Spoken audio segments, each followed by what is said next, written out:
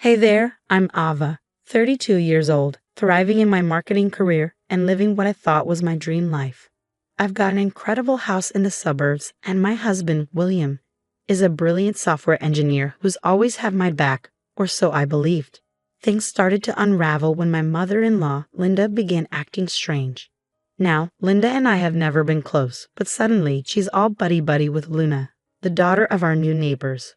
Luna's 25, and Linda treats her like the daughter she never had.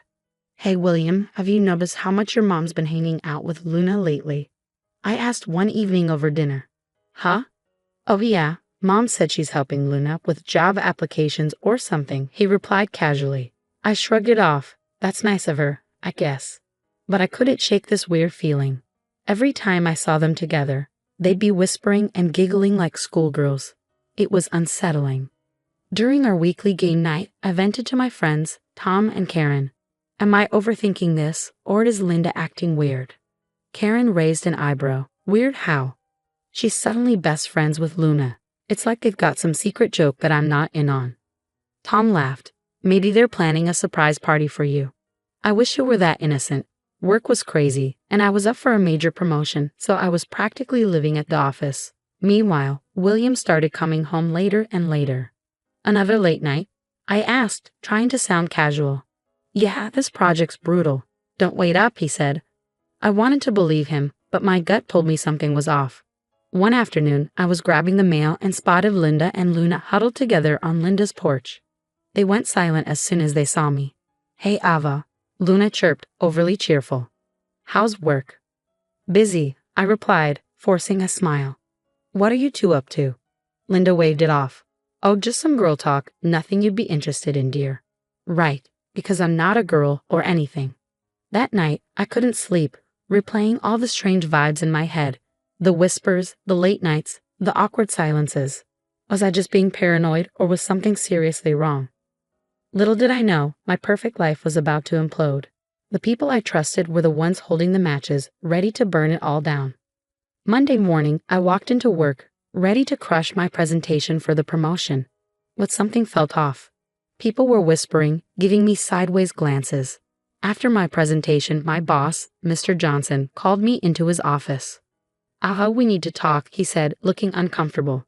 There've been some rumors about us. I'm sorry, but I have to pass you over for the promotion. We can't have people thinking. Well, you understand. I was stunned. What? That's ridiculous. There's nothing going on between us. He sighed. I'm sorry, Ava. My hands are tied. I left work early, my mind spinning. At a neighborhood barbecue that weekend, I overheard Mrs. Peters gossiping with another neighbor. Did you hear about Ava Thompson? Apparently, she throws wild parties. Someone even said they saw drugs there. I nearly dropped my plate. What the hell was going on? When I got home, I confronted William. People are saying insane things about me, wild parties, an affair with my boss. What's happening? William looked uncomfortable, avoiding my eyes. I don't know, Ava. Maybe there's some truth to it. You've been working late a lot. I stared at him shocked. Are you serious? You know me better than that. The next day, Linda stopped by unexpectedly. Oh, Ava, she said with fake concern. I'm worried about you. Your behavior lately. It's just not right. Maybe you should be careful. Before I could respond, Luna bounced in. Hey, William, ready for our run? She smiled and touched his arm, laughing at something he said, while he just stood there, not even trying to push her away. Even Tom and Karen started acting strange. At our next game night, Karen asked, hesitantly, Ava, is everything okay? We've been hearing things. I'm not having an affair, I'm not doing drugs, and I'm not throwing wild parties, I snapped. Tom looked skeptical. Look, if you need help. I stormed out, feeling more alone than ever. The final straw came when I decided to surprise William by coming home early. As I walked in, I heard laughter from upstairs. I rushed to our bedroom and froze. There was Luna, twirling in front of my mirror in my favorite dress. William was sitting on the bed, smiling at her. What the hell is going on here? I demanded. William jumped up, looking guilty. Ava, hi, Luna needed something to wear for a job interview. Luna had the audacity to smile. Thanks for letting me borrow this, Ava. You're such a sweetheart. I was speechless as she sauntered out. I turned to William, incredulous. First my clothes, and what's next? My identity? That night, as he showered, I did something I never thought I'd do. I checked his phone. And there they were. Text after text between him and Luna. Nothing outright incriminating, but the flirty undertones were undeniable. Hey handsome, thanks for today, you're always so helpful. Anytime, Jess. You looked amazing in that dress. My world was crumbling. My job, my reputation, my marriage, everything I had worked so hard for was slipping through my fingers. And for what? I hadn't done anything wrong. Lying in bed that night, with William snoring beside me, I made a decision. I wasn't going to be a victim anymore. Someone was orchestrating this nightmare, and I was going to find out who. And when I did, they'd regret ever messing with Ava Thompson. I'd had enough of being a pawn in someone else's twisted game. It was time to take control and uncover the truth. First step, install hidden cameras throughout the house. It felt wrong, but I was desperate. William, I'm heading out for a bit. I called out, my heart racing. Sure, babe. Everything okay? I forced a smile.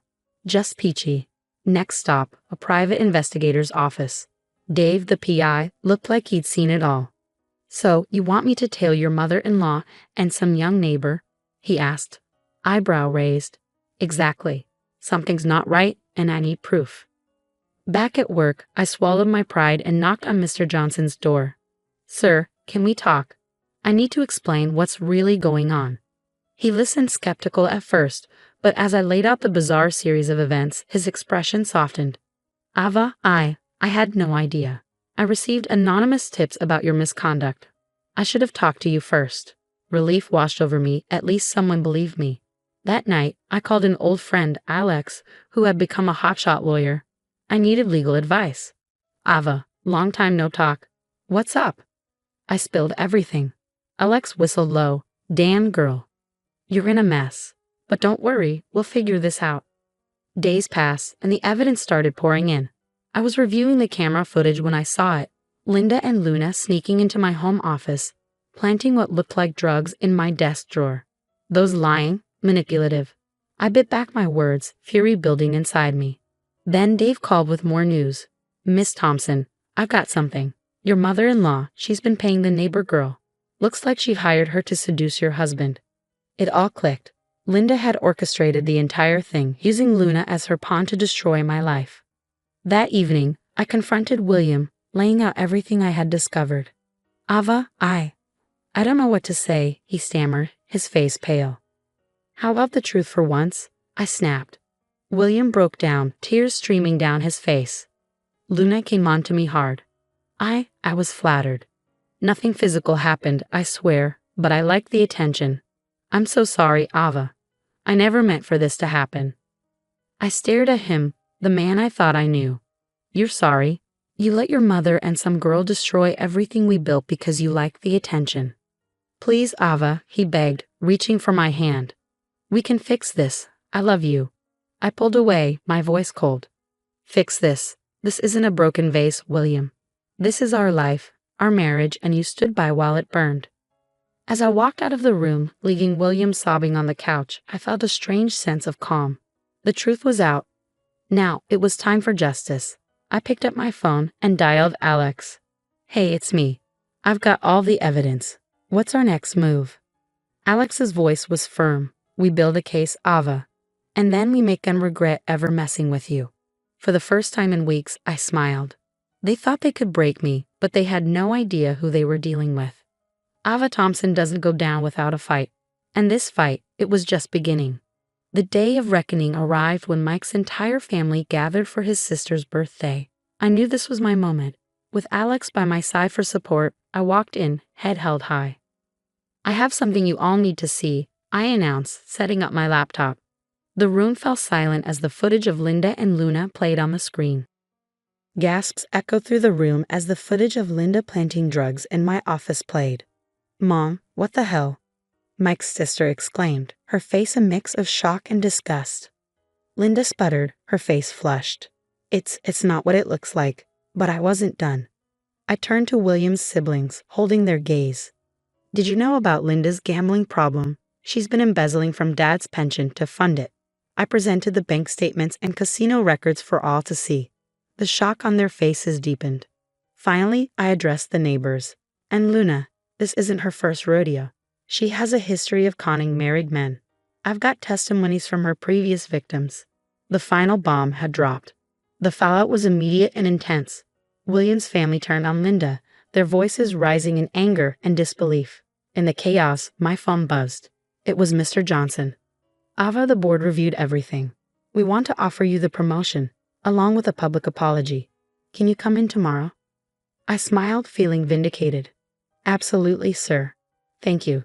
As the dust began to settle, William approached me, his eyes pleading. Ava, please. I know I messed up, but can't we try to work this out? I love you. I took a deep breath, steadying myself. No, William, we can't. My lawyer will be in touch with the divorce papers. His face crumpled in pain, but I had my own scars too. I turned and walked away, head held high, ready to begin a new chapter. 1 year later, I stood in the kitchen of my dream house, sipping coffee as sunlight streamed through the windows. So much had changed. My new job was challenging, fulfilling, and I had started a support group for victims of family betrayal, turning my pain into a purpose. My phone buzzed. A text from Tom and Karen, full of apologies for doubting me and asking to reconnect. I appreciated their words but kept them at arm's length. Trust, once broken, takes time to rebuild. Another text popped up, this one from Alex. Dinner tonight at that new Italian place? I smiled, considering it. Alex had been my rock through everything. Maybe it was time to see where this could lead. I turned away from the window and caught a glimpse of my reflection in the mirror. The woman staring back at me was stronger, wiser, and fiercely independent. The scars were still there, deep beneath the surface, but they no longer defined me. I'll never let toxic people dim my light again, I promised myself. With that, I grabbed my keys, ready to face the day. My past had tried to break me, but instead, it had forged me into someone unbreakable. And that woman, she was ready to take on the world. Now I have a question for you. If you were in my shoes, would you have given William a second chance, or do you believe betrayal like this is unforgivable? Where do you draw the line between forgiveness and self-respect? Is there ever a situation where you would take back someone who stood by while others tried to destroy your life? Share your thoughts in the comments below.